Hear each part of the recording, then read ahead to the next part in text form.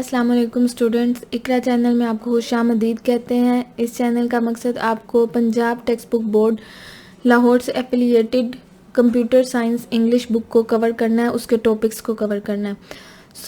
इससे previous videos में मैं अपने काफ़ी topics problem solving, flow chart के सिंबल्स और इस प्रॉब्लम सॉल्विंग के डिफरेंट प्रोसेसेस को कवर कर चुकी हूँ। अगर आपको उनमें से कोई भी टॉपिक पढ़ना हो या समझना हो तो आप मेरी प्रीवियस वीडियोस को क्लिक कर सकते हैं।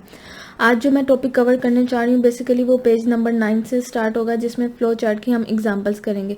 उससे पहले थोड़ा सा मैं आपको बैकग्राउंड और प्रीवियस टॉपिक के बारे में कुछ थोड़ा सा रिव्यू करवाना चाहती हूँ। आज हमने जो करने हैं एग्जांपल्स ऑफ फ्लो चार्ट, उसमें ये सिंबल जो हमने लास्ट लेक्चर में कवर किए थे उनको डिस्कस करेंगे। आपको मैंने एक बहुत इंपॉर्टेंट सिंबल के बारे में बताया था, इनपुट एंड आउटपुट सिंबल का। अगर इसके बारे में मज़ीद डिटेल से जानना चाहते हैं तो प्लीज़ आप मेरी प्रीवियस वीडियो पर क्लिक करके इसके बारे में जान सकते हैं। In this section start from here वो study problem solving using flow chart. मैंने आपको बताया था फ्लो चार्ट के थ्रू आप प्रॉब्लम्स को सॉल्व कर सकते हैं। प्रॉब्लम सॉल्विंग के बहुत से मेथड हैं, जिनमें से एक मेथड है फ्लो चार्ट, जिसको आज हम कवर करेंगे।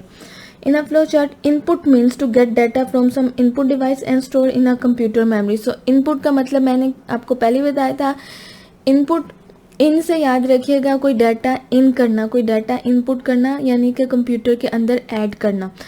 फॉर एग्जांपल मैं आपको बहुत कॉमन एग्जांपल से समझाती हूँ। आप मोबाइल सब यूज़ करते हैं। मोबाइल में डाटा इनपुट करने के लिए आप अपनी फिंगर यूज़ करते हैं। किसी कोई मैसेज टाइप करना हो, कोई चीज़ क्लिक करनी हो, कोई चीज़ ओपन करनी हो, कोई चीज़ यूज़ करनी हो, कोई ऐप इंस्टॉल करनी हो, आप अपनी फिंगर्स को यूज़ करते हैं। तो फिंगर्स आपकी क्या कहलाती हैं उस वक्त? इनपुट डिवाइस, यानी कि आपकी फिंगर एज वर्किंग कर रही होती हैं एज अ इनपुट डिवाइस। ठीक है, तो कंप्यूटर में हम इनपुट के लिए कीबोर्ड यूज़ करते हैं, माउस यूज़ करते हैं, माइक यूज़ करते हैं, बहुत सी डिफरेंट डिवाइसेस हैं जिससे कंप्यूटर के अंदर डाटा डाला जाता है। तो फ्लो चार्ट में भी इनपुट मीन्स क्या होता है? डाटा को गेट करना फ्रॉम सम इनपुट डिवाइस। वो कीबोर्ड भी हो सकता है, माउस भी हो सकता है, माइक भी हो सकता है। फिर वो कंप्यूटर मेमोरी में जाकर स्टोर हो जाता है। A data in a memory is given some particular name. जैसे आप बिल्कुल, मैं मोबाइल के एग्जांपल बार बार इसलिए दे रही हूँ कि मोबाइल से आपको कंप्यूटर तक लर्न करना ईजी हो जाए, क्योंकि मोबाइल वो डिवाइस है जो हम ज़्यादा यूज़ करते हैं।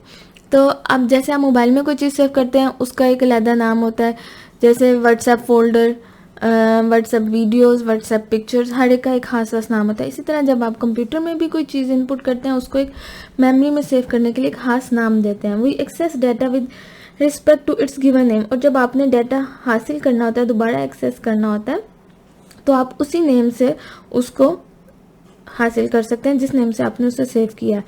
टू परफॉर्म सम कंप्यूटेशन, आप वो डाटा दोबारा क्यों चाहते हैं? ताकि आप उसके ऊपर कोई भी प्रोसेसिंग कर सकें और अपना रिजल्ट ऑब्टेन कर सके। The results are stored in computer memory. Result भी बिल्कुल उसी तरह जिस तरह इनपुट डाटा कंप्यूटर मेमोरी में सेव होता है, उसी तरह रिजल्ट भी कंप्यूटर मेमोरी में सेव होता है। And we print the result on some output device. और हम जो है अपने डाटा को से जो डाटा पे प्रोसेस करने के बाद, कंप्यूटेशन करने के बाद जो हमें रिजल्ट आता है उसको हम किसी भी आउटपुट डिवाइस पे डिस्प्ले कर सकते हैं। बिल्कुल आसान हल। जैसे आप प्रिंटर का तो सबको पता होगा, आप प्रिंट लेते हैं किसी भी चीज़ का, जो पेपर के ऊपर प्रिंट आता है वो क्या होता है? Output device. यानी कि जो चीज़ कंप्यूटर में सेव थी आप उसका आउटपुट डिवाइस प्रिंटर के थ्रू प्रिंटर पेपर्स पे या पेजेस पर लेते हैं। तो इसी तरह आपको यहाँ इन 5 to 6 लाइन में सिर्फ यही बताया गया है कि आपने जो इनपुट करना है वो इनपुट डिवाइस के थ्रू करना है, फिर वो कंप्यूटर में सेव हो जाएगा मेमोरी में एक खास नाम से, और फिर उसके बाद आप उसका आउटपुट लेंगे आउटपुट डिवाइस के थ्रू। और आउटपुट क्या होगा? आउटपुट हमारा रिजल्ट होगा। ये 5 to 6 लाइन में सिर्फ ये एक मेन सही बात टॉपिक बताया गया। अब हम आगे चलते हैं तो हमारा एग्जाम्पल स्टार्ट हो जाती है। मेरे पास एक प्रॉब्लम है, ये है मेरी प्रॉब्लम नंबर 1। मुझे क्या करना है? Problem number 1, to convert Celsius to Fahrenheit temperature. Okay जी, मेरे पास टेम्परेचर है सेल्सियस में, मैंने उसको कन्वर्ट करना है फ़ारेनहाइट में। So this flowchart shows us that after start सबसे पहले मैंने आपको बताया था यही सिंबल यूज़ होता है स्टार्ट के लिए, इसके अलावा कोई सिंबल भी स्टार्ट के लिए यूज़ नहीं होता। अगर आपने फ्लो चार्ट को स्टार्ट करना है तो पहला सिंबल तो आपको ये देना ही पड़ेगा, स्टार्ट सिंबल ओवल शेप का होता है, तो इस सिंबल को आपने स्टार्ट के लिए और एंड के लिए, इसके अलावा कहीं नहीं यूज़ होता।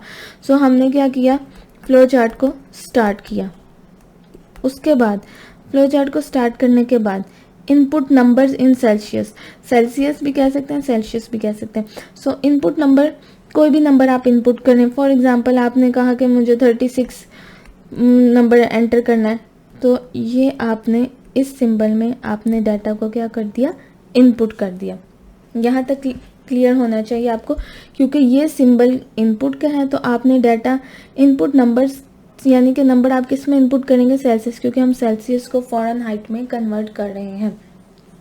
अब अगर आपको याद हो कि मैंने आपको टॉपिक जब फ्लो चार्ट का बताया था तो मैंने सारे सिंबल्स आपको करवाए थे, तो ये सिंबल्स था इनपुट आउटपुट का। और अब मेरे पास एक फॉर्मूला है मैथ्स का जिसमें हमें बताया जाता है कि फ़ारेनहाइट में सेल्सियस को अगर आपने कन्वर्ट करना है तो आपको क्या करना पड़ेगा, सेल्सियस को मल्टीप्लाई करना पड़ेगा 9 से, उनके रिजल्ट को डिवाइड करना पड़ेगा 5 से, और फिर जो इस सारे का रिजल्ट आएगा उसको में प्लस करना पड़ेगा 32। सो इज इक्वल टू 36 मैंने इनपुट किया था यहाँ पर, 36 मल्टीप्लाई बाय 9 स्मॉल ब्रैकेट्स, या इनको आप पेरेंथेसिस भी कह सकते हैं। सो 36 मल्टीप्लाई बाय 9 और डिवाइड बाय 5, ये कर्ली ब्रैकेट्स बन की, प्लस 32। और अब जो भी रिजल्ट आएगा, सबसे पहले आपको रिजल्ट जो हमेशा किस सिंबल में डालते हैं, इनपुट आउटपुट वाले सिंबल। यहाँ इनपुट के तौर पे ये सिंबल काम कर रहा था और यहाँ पे आउटपुट के तौर पे ये सिंबल काम करेगा।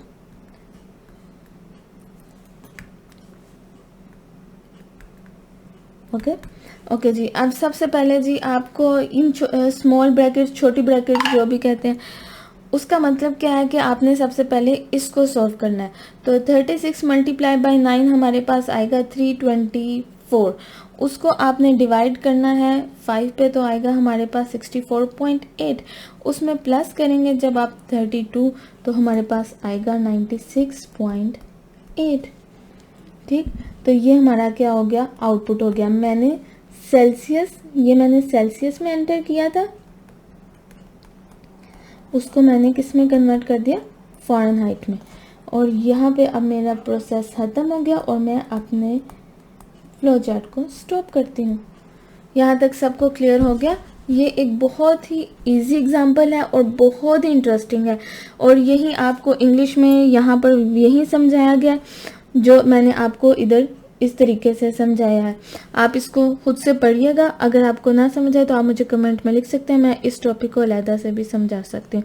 लेकिन बहुत ही बेसिक टॉपिक है जिसमें आपको बताया गया आपको न्यूमेरिक डाटा को एंटर करना है जो कंप्यूटर मेमोरी में स्टोर होगा सेल्सियस के नाम से। नेक्स्ट स्टेप में वो फॉर्मूला के थ्रू कन्वर्ट करेगा उस टेम्परेचर को फ़ारेनहाइट में और रिजल्ट को डिस्प्ले कर देगा आउटपुट में। आप इसको अपनी वर्डिंग में भी लिख सकते हैं, नो मैटर कि आप पेपर में इसी वर्डिंग में लिखें, आप अपनी इजी वर्डिंग में कि आपने क्या क्या स्टेप किया स्टेप बाय स्टेप लिख सकते हैं। नेक्स्ट आ जाते हैं हमारे पास सेकंड प्रॉब्लम क्या है, to find the acceleration of a moving object with given mass and the force applied. So ये भी आपको बिल्कुल फार्मूले के थ्रू करना है। तो आज के लिए इतना ही रखते हैं, अपना ख्याल रखिएगा, दुआओं में याद रखिएगा। इंशाल्लाह नेक्स्ट लेक्चर में फिर मुलाकात होगी कुछ न्यू एग्जांपल्स और टॉपिक के साथ। अल्लाह हाफिज़।